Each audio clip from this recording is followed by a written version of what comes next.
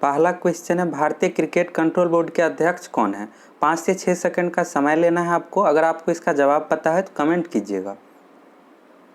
भारतीय cricket control board BCCI के जो चेयरमैन है सौरभ गांगुली। सही आंसर हो जाएगा बी ऑप्शन। फर्स्ट ऑप्शन में है जय शाह, बीसीसीआई के सचिव है। सी के खन्ना सौरभ गांगुली से पहले अध्यक्ष थे। शशांक मनोहर आईसीसी के चेयरमैन है। चारों पॉइंट को याद रख लीजिए। अगला क्वेश्चन है, ब्रज प्रहार युद्ध अभ्यास किन दो देशों के बीच हुआ है? ब्रज प्रहार युद्ध अभ्यास जो हुआ है भारत एवं अमेरिका के बीच। ये ऑप्शन इसका सही हो जाएगा। अगला क्वेश्चन है, 2019 ब्रिक्स शिखर सम्मेलन का आयोजन कहाँ हुआ है? 2019 ब्रिक्स शिखर सम्मेलन का जो आयोजन हुआ है इसका सही आंसर हो जाएगा सी ऑप्शन, ब्रासीलिया। ब्रासीलिया जो है ब्राज़ील की राजधानी है। ब्रिक्स में जो देश है टोटल 5 देश है।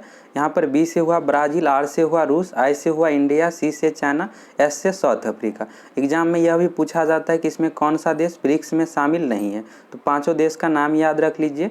2019 में 11वां ब्रिक्स शिखर सम्मेलन हुआ है ब्राज़ील की राजधानी ब्रासीलिया में, और 2020 में 12वां ब्रिक्स शिखर सम्मेलन जो होगा रूस में, रूस के शहर सेंट पीटर्सबर्ग में। अगला क्वेश्चन है, 2019 की ब्रांड फाइनेंस नेशन रैंकिंग में भारत का कौन सा स्थान था?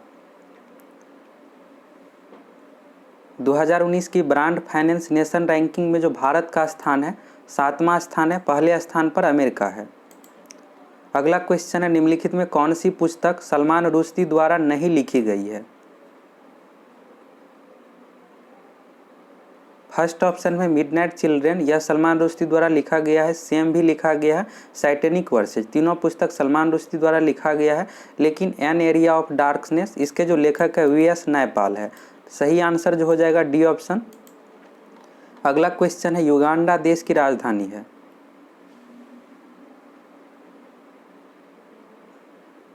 युगांडा देश की जो राजधानी है कंपाला है। ए ऑप्शन इसका सही हो जाएगा। किगली जो दिया हुआ है यह रवांडा देश की राजधानी है। इसके बाद है काहिरा, तो मिस्र देश की राजधानी है। हवाना क्यूबा देश की राजधानी है। तो युगांडा की राजधानी हो जाएगा कंपाला। अगला क्वेश्चन है, निम्नलिखित में कौन सी संस्था भारत में रेपो दर एवं रिवर्स रेपो दर निर्धारित करती है? रेपो दर एवं रिवर्स रेपो दर जो निर्धारित किया जाता है, सही आंसर हो जाएगा सी ऑप्शन, भारतीय रिजर्व बैंक, आरबीआई द्वारा निर्धारित किया जाता है। अगला क्वेश्चन है, मौर्य वंश का संस्थापक कौन था? मौर्य वंश का जो संस्थापक है चंद्रगुप्त मौर्य। चंद्रगुप्त मौर्य के पुत्र का नाम है बिंदुसार, बिंदुसार के पुत्र का नाम है अशोक। चाणक्य जो थे चंद्रगुप्त मौर्य के गुरु थे एवं महामंत्री भी। एग्जाम में इस तरह से पूछा जाता है कि अशोक के पिता का नाम क्या है, तो बिंदुसार है। बिंदुसार के पिता का नाम चंद्रगुप्त मौर्य। सीरियल से याद रख लीजिएगा तीनों राजाओं का क्रम। अगला क्वेश्चन है, विश्व खाद्य कार्यक्रम WFP का मुख्यालय कहाँ है? विश्व खाद्य कार्यक्रम WFP वर्ल्ड फूड प्रोग्राम का जो मुख्यालय है इटली के शहर रोम में। ए ऑप्शन सही हो जाएगा रोम। इसकी स्थापना जो हुई थी 1961 में। अगला क्वेश्चन है, निशा कै रात्रि आकाश में चमकने वाले पिंड को किस नाम से जाना जाता है? रात्रि आकाश में चमकने वाले पिंड को जो जाना जाता है, सही आंसर हो जाएगा बी ऑप्शन, खगोलीय पिंड। अगला क्वेश्चन है, ब्रह्मगिरी वन्यजीव अभयारण्य किस राज्य में है? ब्रह्मगिरी वन्यजीव अभयारण्य जो है कर्नाटक राज्य में। डी ऑप्शन इसका सही हो जाएगा। कई बार राज्य के जगह पर जिला का नाम पूछ दिया जाता है, तो कर्नाटक के कोडागु जिला में है यह। कोडागु जिला का नाम याद रख लीजिएगा। अगला क्वेश्चन है, भारत में कुल कितने राज्य हैं? भारत में टोटल अभी वर्तमान समय में जो राज्य है 28 राज्य है और 9 केंद्र शासित प्रदेश है। जम्मू कश्मीर अब राज्य नहीं है, केंद्र शासित प्रदेश बन गया, तो इसके बाद राज्यों की संख्या हो गया 28 और केंद्र शासित प्रदेश टोटल 9, 2 बढ़ गया है, जम्मू कश्मीर एवं लद्दाख। सही आंसर हो जाएगा 28। अगला क्वेश्चन है, विजयवाड़ा शहर किस नदी के किनारे स्थित है? विजयवाड़ा शहर जो स्थित है आंध्र प्रदेश राज्य में है और यह कृष्णा नदी के तट पर स्थित है। बी ऑप्शन इसका सही हो जाएगा, कृष्णा नदी। अगला क्वेश्चन है, भारतीय संविधान में कुल कितने भाग है? भारतीय संविधान में जो टोटल भाग है 22 भाग है। मौलिक कर्तव्य की संख्या 11 है। मौलिक अधिकार की टोटल संख्या 6 है। अगला क्वेश्चन है, भारत का राष्ट्रीय वृक्ष क्या है? भारत का राष्ट्रीय वृक्ष जो है बरगद है। बी ऑप्शन सही हो जाएगा। पीपल जो है बिहार की राजकीय वृक्ष है। एग्जाम में पूछा जाता है बिहार का राजकीय वृक्ष क्या है? पीपल है। और बरगद जो है भारत का राष्ट्रीय वृक्ष है। अगला क्वेश्चन है, निम्नलिखित में कौन सा अंटार्कटिका क्षेत्र में भारत का एक अनुसंधान केंद्र है?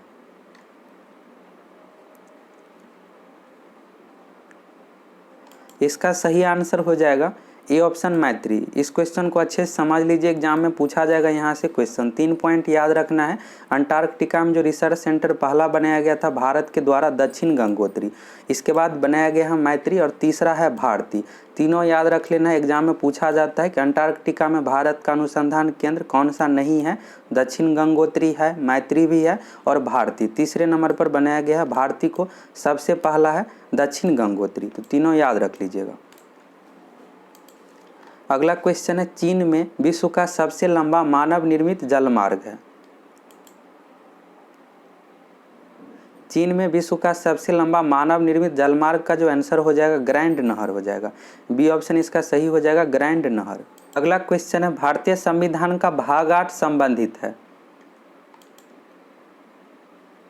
भारतीय संविधान का भाग 8 जो संबंधित है केंद्र शासित प्रदेश से। ये ऑप्शन इसका सही हो जाएगा। भाग 8 के अंतर्गत जो अनुच्छेद है, अनुच्छेद 239 से लेकर 242 तक। अनुच्छेद भी याद रख लीजिएगा, 239 से लेकर 242। बी ऑप्शन में दिया हुआ है संघ सरकार। संघ सरकार जो संबंधित है भाग 5 से।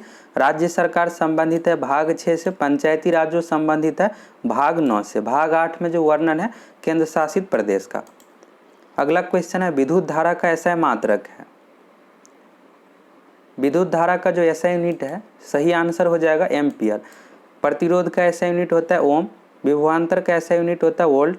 और विद्युत आवेश का एसआई यूनिट होता है कूलम्ब। अगला क्वेश्चन है, निम्नलिखित में किसका गलनांक अल्पतम होता है? इसमें से जो सबसे कम गलनांक जो है टीन का। डी ऑप्शन इसका सही हो जाएगा, टीन। अगला क्वेश्चन है, H2SO4 का एटॉमिसिटी कितना है? इसको समझ लीजिए कैसे बनाना है, एग्जाम में कई बार पूछा जाता है। एटॉमिसिटी का जो अर्थ हुआ यहाँ पर, इसमें आपको बताना है टोटल नंबर ऑफ एटम, यानी परमाणुओं की टोटल संख्या बताना है। H2SO4 में कितना परमाणु है। चलिए इसको सॉल्व करते हैं। तो इस तरह से आपको सॉल्व करना है, इसमें टोटल परमाणुओं की संख्या काउंट करके बताना है। तो H2SO4 जो सूत्र है सल्फ्यूरिक अम्ल का सूत्र है। यहाँ पर S से जो हुआ हाइड्रोजन हुआ, S से हुआ सल्फर, O से हुआ ऑक्सीजन। हाइड्रोजन की टोटल यहाँ पर जो संख्या है 2 है। इसके बाद सल्फर की संख्या है 1। तो 2 + 1 इस तरह से लिखते हैं, सभी को जोड़ देंगे। सल्फर की संख्या 1 होगी और ऑक्सीजन की टोटल जो संख्या है 4 है। तो आप सभी को जोड़ दीजिए, 2 में 1 जोड़िएगा 3 होगा, +4 7 हो गया। तो टोटल जो संख्या यहाँ पर हो गया 7। इसमें टोटल नंबर ऑफ एटम यानी परमाणुओं की टोटल जो संख्या है 7 है। यही सही आंसर हो गया। किसी भी अणु का जो पूछा जाएगा एटॉमिसिटी, तो इसमें आपको इसी तरह से काउंट करके लिख देना है। अगला क्वेश्चन है, रसायन विज्ञान में 2 बार नोबेल पुरस्कार प्राप्त करने वाला विश्व का एकमात्र वैज्ञानिक कौन है? रसायन विज्ञान में 2 बार जो नोबेल प्राइज मिला है एक ही व्यक्ति को मिला है, फ्रेडरिक सेंगर। सी ऑप्शन इसका सही हो जाएगा, इसे मिला है 2 बार नोबेल प्राइज। अगला क्वेश्चन है, किसी एक सोम वाले प्रतिरोध से 2.2 एम्पियर धारा प्रवाहित होती है तो प्रतिरोध के सिरों के बीच विभवांतर होगा। इस क्वेश्चन को सॉल्व कीजिए।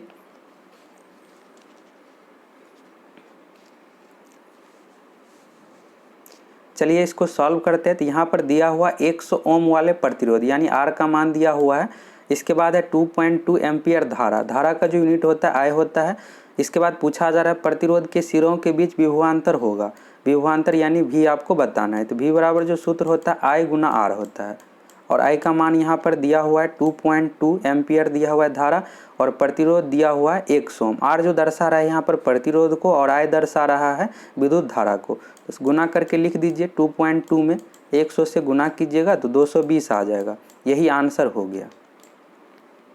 220 वोल्ट हो जाएगा। विभवांतर कैसा यूनिट जो होता है वोल्ट होता है। अगला क्वेश्चन है, मध्य कर्ण में इनमें से कौन सी हड्डी नहीं पाया जाता है? फर्स्ट ऑप्शन में मेलियस, सेकेंड में इनकस और चौथा में स्टेपिस।